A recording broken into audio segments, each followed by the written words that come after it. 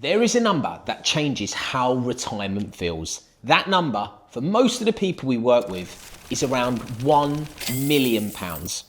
And the moment you cross it, the questions you start to ask completely change. At Hoxton Wealth, we work with clients at every stage of wealth, from those building towards their first million to those managing 10 times that. What I'm sharing here comes from seeing how real people actually experience these thresholds. So in this video, I'm going to show you what actually changes when you cross that threshold, why the second million builds faster than the first, and what the biggest risks are once you get there, because they are not what most people expect. So part one, the first million is mostly about discipline. The second million is mostly about momentum. One of the patterns we see consistently is the client who took 20 years to build their first million, but builds their second in 5 or 6 years. It might not sound like it's possible, but the maths is not complicated. If you have £1 million invested, even a modest return means tens of thousands of pounds growing without you doing anything. The effort you put in at 30 is being rewarded at 55 without you having to repeat it. Your money making more money, isn't that the dream? That is compounding. And the reason it matters here is that most people have never experienced it at scale before. Here is what actually changes after the first million. First, fear changes. Most people below that threshold worry about running out of money. Above it, that fear does not disappear. Research suggests it rarely does, regardless of wealth, but it often softens. You start making decisions from a more stable, emotional position. Second, options change. You have more freedom to make decisions, and as long as your portfolio is structured well, you are not in danger of being forced to sell at the wrong time because you need the cash. And third, the compounding effect. It accelerates your position without you having to add more effort. The machine starts doing more of the heavy lifting for you.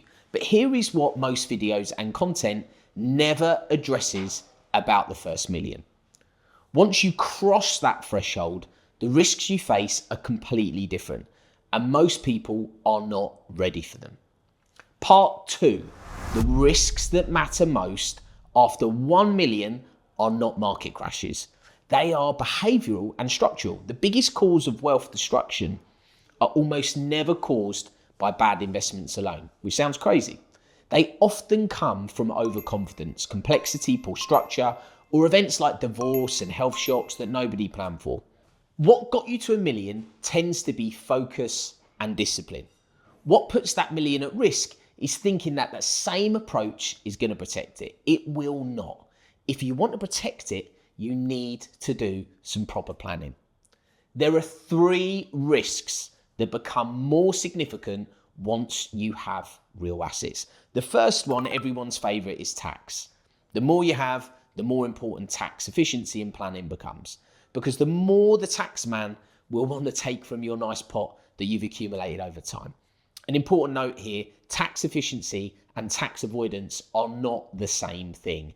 Here we are most definitely talking about tax efficiency. And efficiency involves using the right structures, wrappers, and timing to keep more of what your money earns in your pot and ultimately in your pocket. And this is where good advice has a measurable impact. And it's always important to make sure you're getting the proper tax advice from a qualified tax expert in your country. If you'd like to speak with someone from our tax team, I've included a link to book a free 15-minute meeting with one of our team below. The second point is all on diversification, okay? So we meet a lot of people that have built significant wealth from only 1 or 2 places, such as a business or property. But while that might have worked on the way up, relying on 1 or 2 asset classes puts you at a big risk later on. It's important to spread your risk in case something bad happens, such as a crash. The third thing is sequence of returns risk.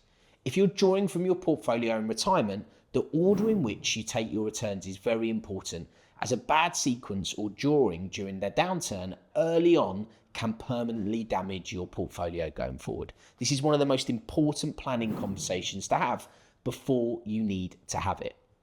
And again, it's important to have these conversations with a regulated financial advisor. Again, link in the description box below if you want to talk with one of the team.